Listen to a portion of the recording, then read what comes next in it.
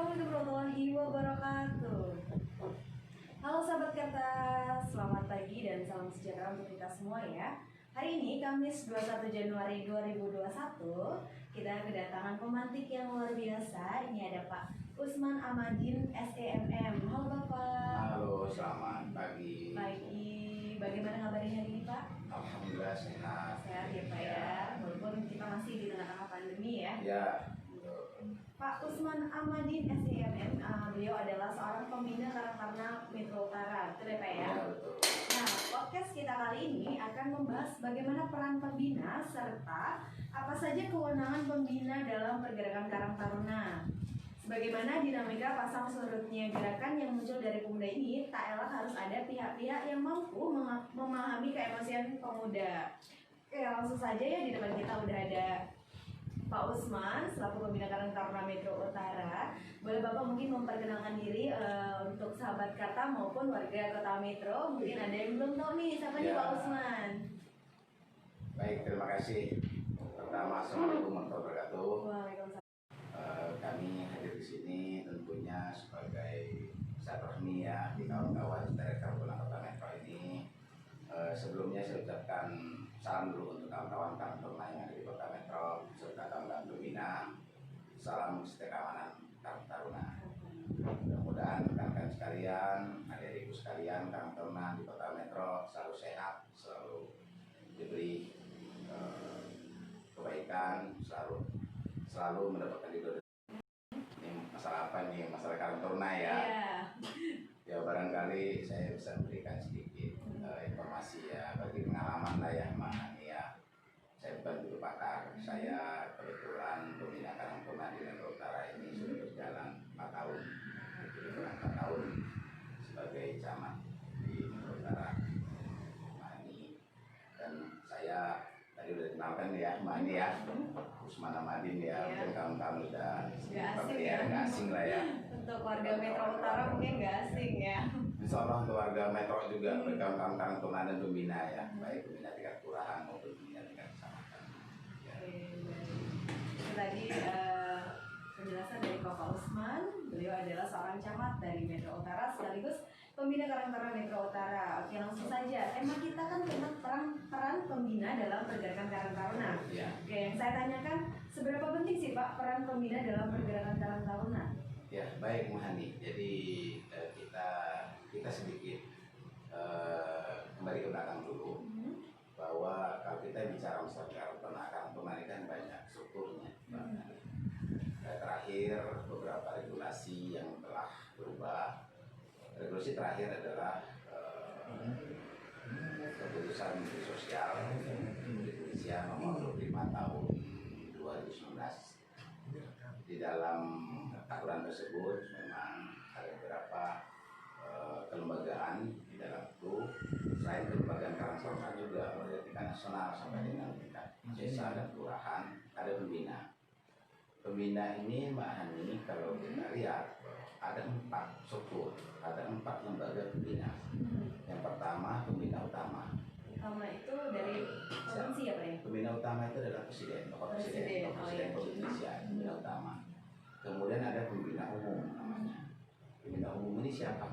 Pembina umum ini kalau di pusat adalah Menteri dan Menteri. Kalau di provinsi itu adalah gubernur. Kalau di kabupaten kota, wali kota atau bupati. Kalau di kecamatan itu adalah camat. Di kelurahan desa adalah lurah atau kepala desa. Itu pembina umum. Yang ketiga adalah pembina fungsional. Jadi sebelum saya masuk kepada perannya seperti apa, saya cerita dulu soal pembinanya dulu. Strukturin dulu Mani ya, biar kita paham dulu. Iya, betul. Pembina fungsional itu kalau di pusat itu Menteri Sosial, kemudian kalau di provinsi adalah Kadis Sosial provinsi, kabupaten kota Kadis Sosial kabupaten kota, dan kalau di kecamatan itu adalah Kasih Kesra atau Kasih Sosial di kecamatan. Nah, pembina fungsional ini batasnya kecamatan. Kemudian ada lagi terakhir adalah pembina teknis. Apa sih pembina teknis itu kan gitu kira-kira Mbak Ani ya.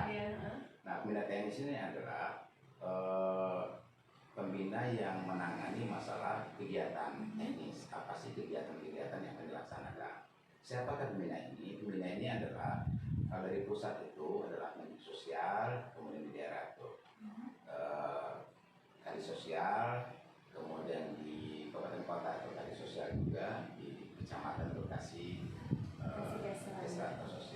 siapa? Bukan itu saja pembinaan teknis ini. Inilah tugasnya adalah mengkoordinasikan kepada instansi terkait yang akan membantu Karang Taruna yang ada kaitannya terkait dengan kegiatan. Itu ada 4 itu pembina yang ada di dalam aturan Karang Taruna ya. Nah kemudian bagaimana sih peran pembina? Ya. Kan gitu kira-kira ya. Ini panjang ceritanya kan. Kalau kita cerita masalah peran ini kan siogianya memang peran pembina ini sangat penting ya di dalam Karang Taruna. Karena Karang Taruna kita tahu bahwa tumbuh dari pemuda dari masyarakat yang barangkali tidak semuanya paham terkait dengan Karang Taruna, terkait dengan kepemudaan. Karena itu Karang Taruna ini betul-betul sebagai organisasi anak masing pemerintah, langsung ke pemerintah. Nah dari pemerintah harus ada hadir di tengah Karang Taruna. Makanya kemudian dari presiden sampai ke desa atau lurah. Nah di dalam melaksanakan kegiatan Karang Taruna ini banyak kendala yang salah satunya adalah karena mereka tidak tahu arahnya mau kemana sih Karang Taruna ini, kemudian berbuat apa, kemudian seperti apa sih bisa hadir di tengah-tengah masyarakat. Pembina akan hadir di situ. Dengan hadir pembina ini akan memberikan masukan-masukan sebagai mediasi antara Karang Taruna baik tingkat desa kelurahan sampai ke tingkat hierarkis. Nah, ketika memang di pembina ini tidak ada tidak ada action, tidak melibatkan secara utuh kepada Karang Taruna, ya maka banyak Karang Taruna di kita di Republik ini, ya kalau bahasa saya mati suri sekarang ini kan. Nah inilah yang harus kita bangkitkan. Salah satu peran yang paling pokok adalah pembina ini, karena pembina ini punya kemampuan selain kemampuan dari sisi pengetahuan kayak Karang Taruna, kemampuan dari sisi intervensi karena dia adalah bagian dari pemerintah, dan kemampuan di dalam membuat program-program yang nantinya akan bisa didukung langsung oleh pemerintah. Jadi peran intinya pembina itu memberikan dukungan seperti itu ya Pak ya? Iya. Ya makanya kalau di pusat presiden ini kan sebagai pembina utama, dia membina secara keseluruhan di Republik ini. Jadi ketika di bawah ada kendala ini langsung garis tegak lurus. Begitu juga di nasional, kita punya Karang Taruna nasional, kemudian di provinsi langsung gubernur di bawahnya ada fungsionalnya adalah pers sosial, di kabupaten kota sampai ke kecamatan hingga desa. Nah, bagaimana sih alurnya pembinaan ini? Disampaikan ada empat alur tadi ya, dari pembina utama sampai pembina teknis. Kalau pembina umum itu biasanya karena jabatan kepala wilayah dari gubernur, bupati, camat sampai dengan lurah. Nah berjenjang ini kalau gubernur itu pembinaan kepada wali kota bupati wali kota kepada camat kepada lurah. Nah fungsional kita punya kalau yang secara fungsional ya, artinya ada teknisnya dinas maupun kalau di kecamatan itu adalah kasih yang langsung bisa memberikan pembinaan kepada lurah. Nah komunikasi harus berjalan dengan baik, koordinasi harus berjalan dengan baik. Kalau tidak berjalan dengan baik maka Karang Taruna hilang arah. Makanya terutama di desa di kelurahan akan kehilangan arah. Nah dengan kehilangan arah ini sehingga Karang Taruna bingung untuk berbuat apa. Hadirlah peran pembina di situ. Seyogianya pembina ini harus mampu bagaimana mengajak kawan-kawan Karang Taruna ini membuat satu program yang baik untuk terutama kemajuan di kalangan pemuda di daerah masing-masing gitu ya. Pemudanya untuk mengantisipasi sekarang kita tahu bahwa dengan kemajuan zaman sekarang IT semakin tak canggih ya, kita turut membantu mengantisipasi pergaulan pemuda sekarang. Hadirlah Karang Taruna. Hadir Karang Taruna itu cukup, Karang Taruna itu saja ya belum. Karena pembina harus berperan di sini. Mereka harus buat inovasi, membuat lapangan kerja yang baru, kemudian ya dengan masyarakat yang lain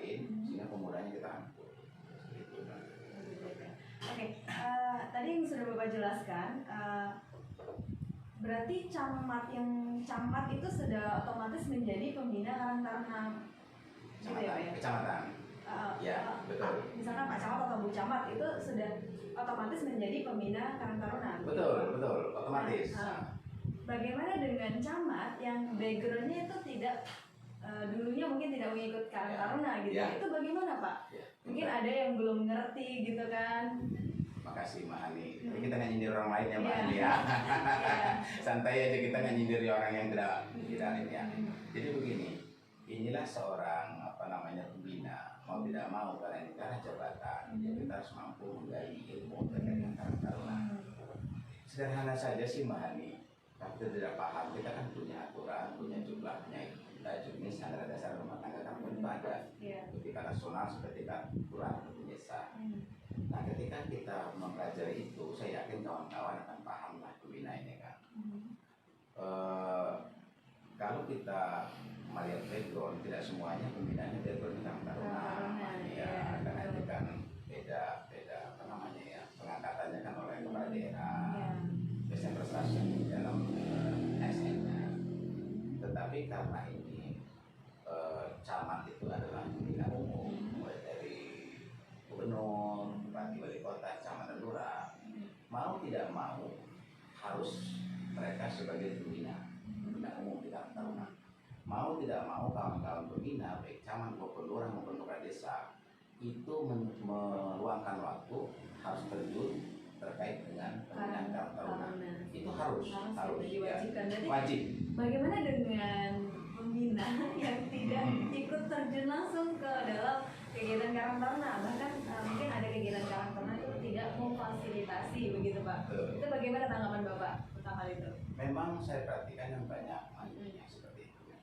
Nah ini kan kita ada berjenjang ketika memang di pembina Karang Taruna kelurahan atau desa tidak berjalan, ini perannya adalah pembina Karang Taruna kecamatan. Seorang camat, seorang pembina memberikan pembinaan kepada pembina yang ada di kelurahan atau desa. Begitu juga pembina kecamatan, pembina kabupaten kota, pembina. Nah, apakah itu belum berjalan? Sudah berjalan, Mbak. Semua sudah berjalan. Hanya kembali kepada faktor orangnya sendiri, individu itu. Maukah kepedulian? Jelas ya secara umum tidak perlu barangkali kita terlalu banyak perandaan yang namanya camat atau kepala desa itu mau tidak mau dia harus mampu bagaimana mengkoordinir semua bidang. Karena pemuda itu bagian daripada masyarakat, bagian dari pembangunan. Apakah pembangunan SDM-nya, kualitas manusia kita sudah tingkatkan. Di luar Karang Taruna pun sebenarnya seorang camat lurah itu memang harus membina ya Pak. Berarti harus terjun langsung ke kelurahan. Misalkan Bapak di Metro Utara, seperti kan ada beberapa kelurahan baik itu Purwosari, Purwoasri, Karangrejo. Nah, misalkan ada sebagian yang belum Karang Taruna itu tidak bangkit gitu. Nah, upaya apa yang Bapak bisa lakukan untuk membangkitkan Karang Taruna di kelurahan tersebut? Nah, jadi begini Mbak Ani. Kadang-kadang memang kalau kita tidak paham dengan aturan, memang kadang-kadang susah untuk membina. Kita kembali lagi kepada aturan dulu, bahwa anggota Karang Taruna itu siapa sih? Anggota Karang Taruna itu sistemnya staff pasif ya, dan itu bergerakan. Umur 13 tahun sampai dengan 45 tahun itu adalah sebagai anggota Karang Taruna yang asik, tetapi dia masuk sebagai pemuda Karang Taruna. Itulah uniknya Karang Taruna. Saya sangat tertarik sekali dengan Karang Taruna karena unik. Dia satu independen, kedua semua unsur, semua kelompok itu bisa masuk pada Karang Taruna. Dia tidak berpikir masalah kelompok ini, kelompok itu. Pemuda, pemudi umur 13 sampai 5 tahun sebagai anggota Karang Taruna. Kalau kepengurusan ada batasnya 17 tahun ke atas. Kenapa saya sampaikan ini? Kok nggak aktif sih? Seperti apa sih peran pembina kalau di kelurahan itu nggak aktif? Gitu. Saya sampaikan tadi, inilah bahwa pembina di kelurahan harus mengajak. Jadi itu adalah rakyat mereka, itu adalah masyarakat mereka, itu adalah anak-anak mereka, harus diajak. Karena pengurus Karang Taruna yang sekarang ini, ya, sebagian besar, kadang-kala yang masih banyak keterbatasan kemampuan di dalam merekrutmen, mengajak, gitu kan,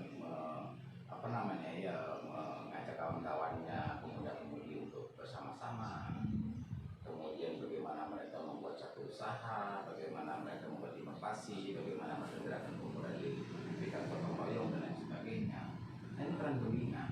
Makanya saya mengajak peran pembina, ya tolong dong belajar dulu kita terkait dengan Karang Taruna dulu, baru kita bisa membina. Kalau kita tidak paham tentang Karang Taruna, bagaimana kita membina? Kan gitu Mahani. Saya akan membina satu kelompok industri, katakanlah masalah keripik pisangnya contoh. Tapi saya nggak ngerti keripik pisang itu apa, kan tidak akan mampu saya. Saya belajar dulu keripik pisang itu apa sih, dari mana sih, pusing saja. Nah itu saya mengajak kawan-kawan. Alhamdulillah kita juga ya untuk di Metro Utara, saya dengan kawan-kawan di kelurahan, terus kita mungkin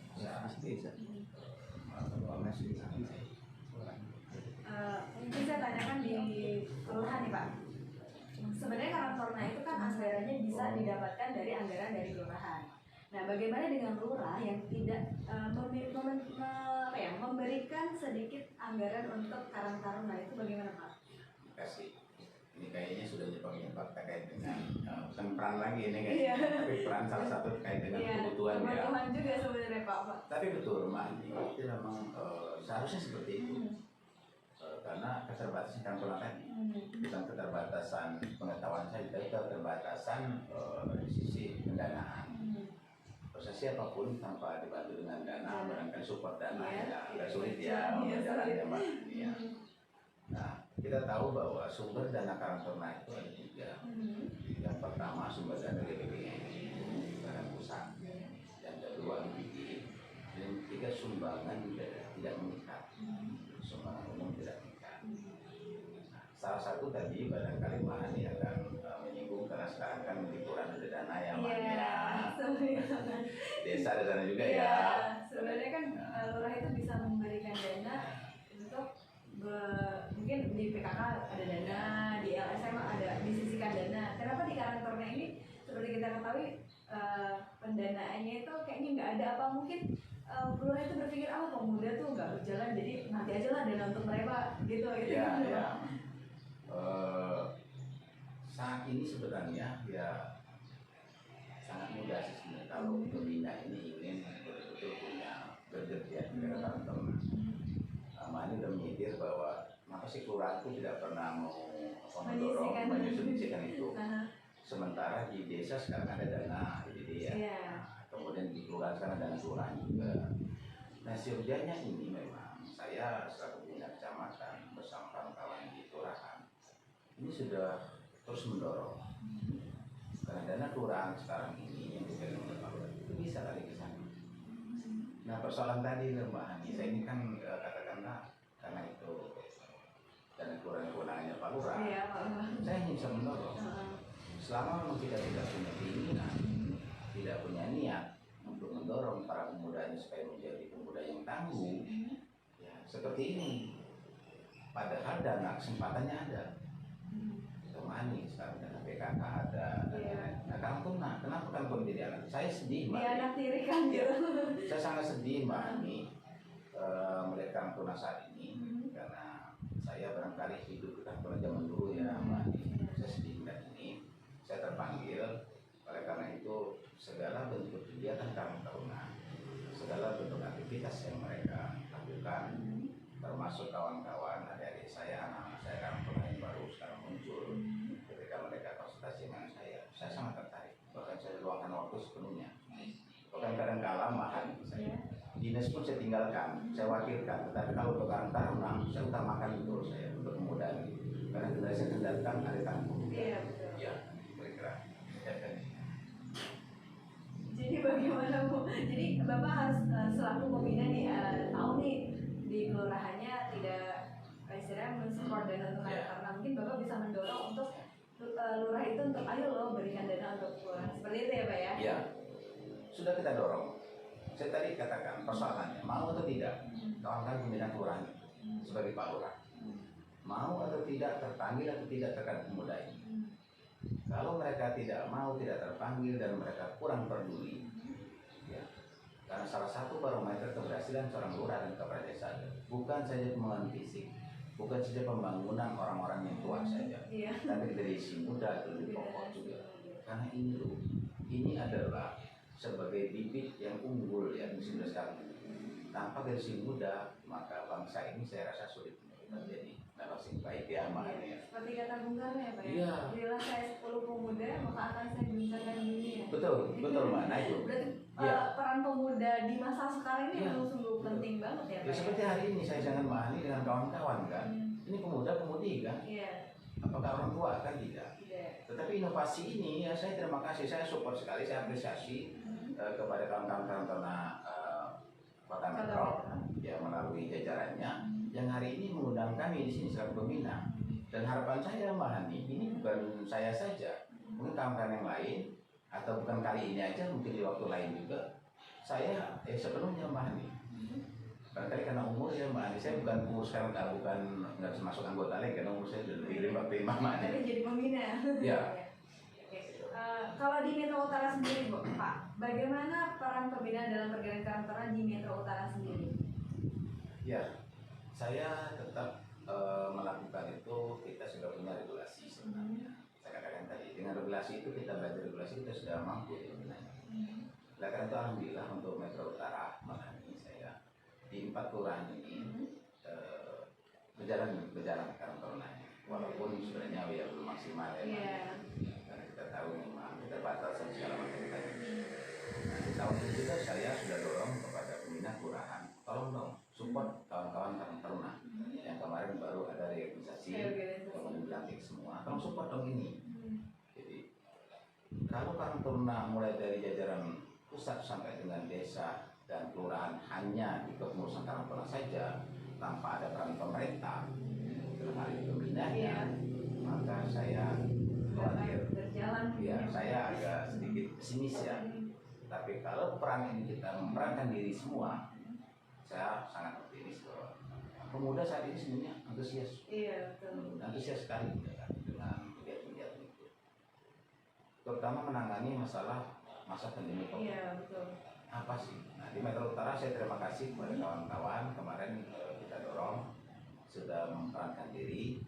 Salah satunya mereka memberikan justisi terkait dengan aturan-aturan kepada masyarakat kelompok-kelompok karena itu walaupun hanya memberikan sebuah masker, tapi itu sudah peran. Nah, peran kecil apapun ketika itu berbuat dengan positif, saya yakin masyarakat akan melihat. Jadi mulai aja dulu gitu ya Pak ya. Mulai itu dari kecil Mbak, nggak bisa kita mulai yang besar. Iya. Tapi kalau yang kecil kita abaikan, kita tidak akan dapat yang besar. Kan gitu gitu. Iya, begitu. Jadi luar biasa. Ya. Berarti untuk pembina-pembina di 5 kecamatan gitu ya. 5 kecamatan. Iya, 5 kecamatan Ya, ini semetro. harus ayo lo berperan penting karena peran pembina itu sangat penting bagi Karantona di kelurahan begitu ya Pak ya? Iya, betul Mani. Jadi peran pembina kecamatan ya juga harus dong harus melihat. Saya bilang tadi, kalau jenjang pembina-pembina ini ada putus komunikasi, ya, maka mau diapakan anak-anak kita ini, muda-mudi kita mau diapakan. Satu-satunya organisasi yang betul-betul sangat efektif di dalam turut bersama-sama pemerintah, kehidupan masyarakat, sosial bersama-sama dengan pemerintah, satu-satunya organisasi yang paling baik adalah Karantona. Ya. Nah, mungkin saya tanya gini, Bapak kan dulu memang backgroundnya Karantona gitu ya Pak ya? Kok tahu? Mani. Sudah dijelaskan oleh Pak Ferry. Oh gitu, bocoran ya Pak Sekretaris ya. Nah yang saya tanyakan gini Pak, jika lo ada pemuda yang masih tidak pengen ikut organisasi dalam kehidupan masyarakat gitu, dia masih mementingkan diri dia gitu, oh nanti lah saya pengen sibuk kerja, saya pengen ini, tanpa dia sadari sebenarnya organisasi juga itu penting bagi kehidupan dia gitu. Itu bagaimana Pak mengajaknya gitu kan, untuk ayo lo ikut organisasi gitu. Saya cerita dikit Mani, tadi kan ada video saya panggil Karantona ya. Nanti tanya lagi kapan sih Karantona gitu kan. Jadi saya sejak tahun 80-an saya tinggal di Bandar Lampung. Saya masih SMA sudah di Karantona Kurang Bandar Lampung. Tahun 84 sampai tahun 90. Kemudian saya bergabung dengan Karantona pertama dia sampai ke provinsi. Barangkali ada seorang guru saya, Pak Ani, mungkin kawan kenal ya, tapi Karantona tidak asing lagi. Bang Fauziati, beliau adalah guru saya. Aturan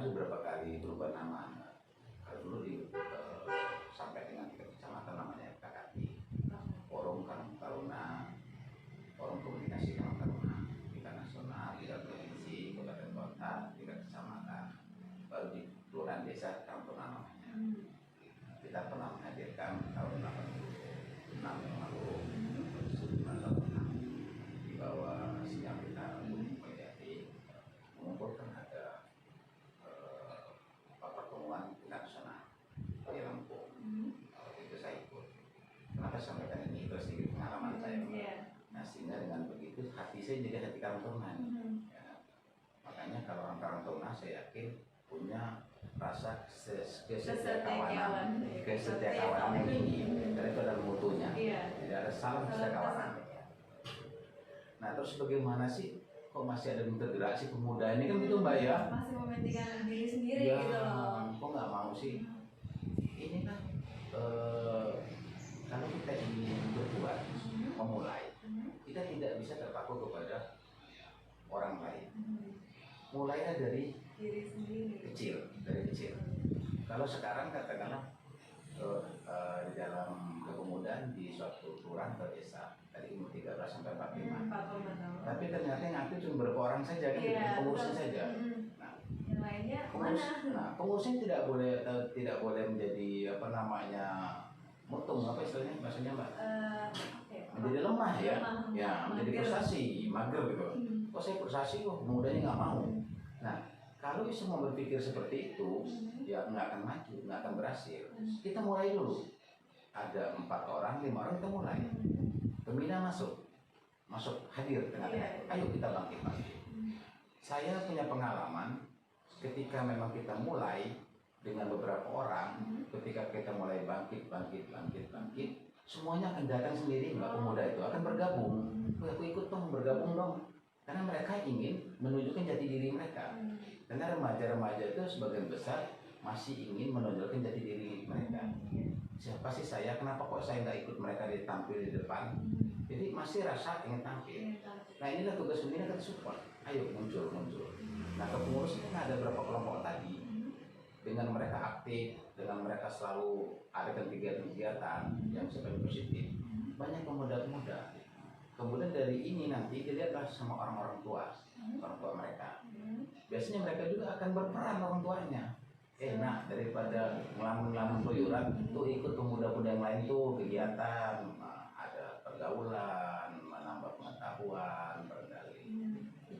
Jadi ya, gerakan kecil dulu ya, Pak. Nanti mungkin bisa dilihat oleh orang-orang, mungkin hatinya mau bergerak, karena mulainya itu nggak bisa kalau ikut Karang Taruna tuh harus dari hati ya, Pak. Betul. Tanpa ada ajakan sebelumnya gitu ya. Ya, sebenarnya itu tadi saya bilang, mereka itu jadi diri mereka. Makanya salah satu dulu sekiat saya Mbak, dulu waktu saya Karang Taruna memang susah menggerakkan zaman dulu.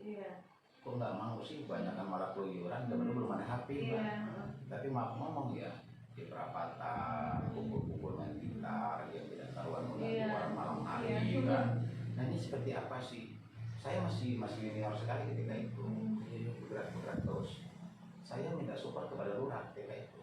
Pak Lurah, saya dikasih dong apa kaos dong Karang Taruna yang murah-murah aja.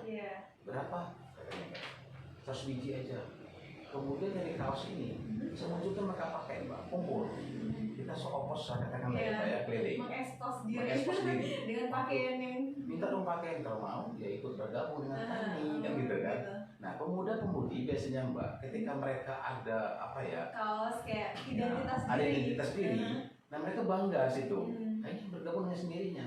Ketika mereka sudah masuk, baru kita masuklah apa namanya pembinaan kita, mulai dari peningkatan pengetahuan mereka, SDM mereka, mental mereka yang selama ini kita rubah mindset pikiran mereka, kita berikan inovasi yang kita berikan peluang seperti apa. Nah, baru kita masuklah pemerintah di sini, pembinaannya masuk sini. Apa sih yang kalian butuhkan? Tapi kalau kita bicara pun tidak pernah ya susah. Jadi itu salah satu. Saya yakin bahwa ketika memang anak-anak muda, ada sekelompok anak muda, Karang Taruna itu sudah aktif melihat tampil dengan masyarakat. Orang tuanya akan melihat Mbak, apalagi anaknya katakanlah ya agak liar ya Mbak, ya maaf sekali ya. Kalau anaknya sekarang ini kan banyak masih belum inilah ya, masih ingin main segala macam. Nah, ketika orang tuanya melihat, biasanya dipanggil. Kayak saya sendiri lah. Nah, kenapa sih bergabung sama anak-anak muda itu positif semua itu? Kan gitu kira-kira seperti itu.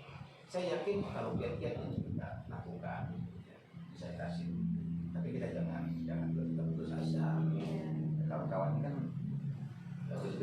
kurang sih. Nah kalau kita greget itu memang untuk mencapai satu keberhasilan pasti ada namanya perjuangan yang keras ya. Nah untuk kita kan masih dalam tengah-tengah pandemi nih Pak ya. Nah kira-kira kegiatan yang bisa kita lakukan Pak dalam masa pandemi itu kira-kira Bapak selaku pembina nih apa yang Bapak bisa ajukan gitu? Untuk melihat eksisnya Karang Taruna ada beberapa sisi. Yang pertama sisinya bagaimana seorang pemuda itu bisa berperan dengan masyarakat. Baru masyarakat akan menilainya lebih baik. Baru diakui oleh para tokoh-tokoh masyarakat, para orang tua. Yang kedua, bagaimana mereka bisa menciptakan tenaga kerja, menghasilkan suatu income untuk dirinya bisa berjalannya karakternya. Dari sisi masyarakat, di masa pandemi COVID-19 ini banyak yang bisa berbuat. Yang pertama, bergabung dengan kawan-kawan tim COVID di kecamatan, COVID dan kelurahan, menggabungkan diri. Apa sih harus kita berikan sosialisasi kepada masyarakat? Kemudian, bagaimana mereka meningkatkan kebersihan di lingkungan? Ini dorong kawan-kawan bersama dengan LPM. Walaupun LPM juga bukan pembina, tapi lurah bisa mengajak satu pembina. Pemuda sekarang ini udah males sih Mbak ya, bersih-bersih lingkungan Mbak ya, jijik ya katanya ya. Nah ini kita kembalikan seperti zaman dulu. Ciri khas bangsa Indonesia ini kan adalah gotong royong, musyawarah ya. Kalau kita lakukan gotong royong musyawarah saya lihat, jadi masyarakatnya akan melihat, para tokoh, para orang tua akan melihat dengan banyaknya diakui oleh para orang tua. Saya yakin orang tua banyak mendorong. Akan gampang menggerakkan kalau orang tua sudah mengakui, wah pemuda kita bagus nih kan rumah nih, udah gotong royong, ada kegiatan mereka turun, ada kematian mereka ada di situ membantu diri. Saya yakin dana ada 3 sumber dana tadi, salah satunya adalah sumbangan masyarakat, sumbangan yang tidak mengikat. Bahannya donatur akan muncul situ kita ke. Ya, kemudian dari sisi produktivitas ekonominya, mereka bisa kalau buat kerajinan saat ini. Ya, kalau sekarang sebagai contoh saja ya, orang lagi demam kembangin Mbak ya. Kenapa sih mereka tidak mencoba membidik atau mereka mencoba inovasi yang lain yang tidak kumpul-kumpul masa pandemi COVID ini? Ya, mereka bisa di rumah masing-masing, mungkin hasil kajian apa. Kalau kita lihat di daerah luar itu, ya, dari sampah plastik itu bisa dibuat ini yang dibuat apa namanya? Inovasi ya Pak ya? Inovasi, kertas, dompet segala macam. Nah, kenapa ini tidak tahu? Ini kan pembina. Ya.